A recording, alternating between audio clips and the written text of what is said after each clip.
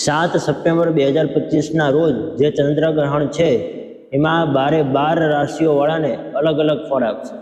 4 રાશિને શુભ ફળ આપશે, 4 રાશિને મિશ્ર ફળ આપશે અને 4 રાશિને અશુભ ફળ આપવાની શક્યતાઓ છે.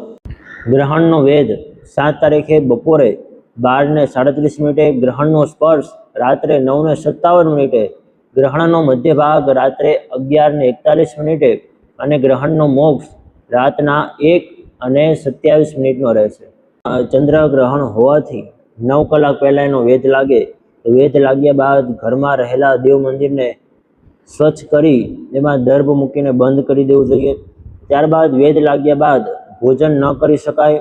વૃદ્ધ, બાળકો, સ્ત્રીઓ અથવા તો જે બીમાર વ્યક્તિ હોય તેને સાંજના 5 અને 16 મિનિટ સુધી અન્ન જલ લઈ શકે છે, એના પછી ન લેવું જોઈએ.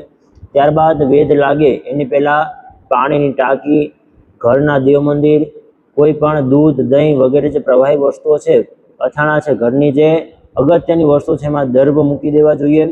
જ્યારે ગ્રહણનો મોક્ષ થઈ જાય પછી સ્નાન કરી શુદ્ધ બની દર્ભ લઈ લેવા. ત્યારબાદ પણ પછી સ્નાન કરવું જોઈએ. ગ્રહણના સમયે શું કરવું જોઈએ?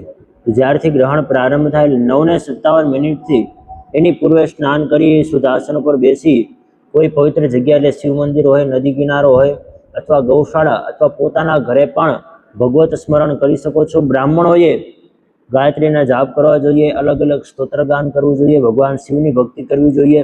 ત્યારબાદ સ્ત્રીઓએ પણ અલગ અલગ સ્તોત્ર મંત્રનું પઠન કરવું જોઈએ. કેમ કે ગ્રહણ સમયે કરેલા જાપ, અલગ અલગ સ્તોત્ર પઠન વગેરે જે કંઈ આપણે ધાર્મિક ક્રિયાઓ કરીએ છીએ એનું અનંત ગણું પુણ્ય આપણને પ્રાપ્ત થાય છે. તો આ 4 રાશિ કઈ છે તમને જણાવું છું. આ ચંદ્રગ્રહણના દિવસે મેષ રાશિવાળાને શુભ ફળ મળશે, વૃષભ રાશિવાળાને પણ શુભ ફળ મળશે, કન્યા રાશિવાળા છે એમને પણ શુભ ફળ મળશે અને ધન રાશિવાળાને પણ શુભ ફળ મળશે.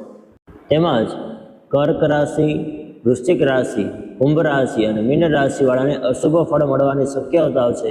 એટલે વિશેષ કરીને આ 4 રાશિવાળાએ તો અવશ્ય ભગવાનના જપ કરવા તેમજ ભગવાનનું કીર્તન કરવું.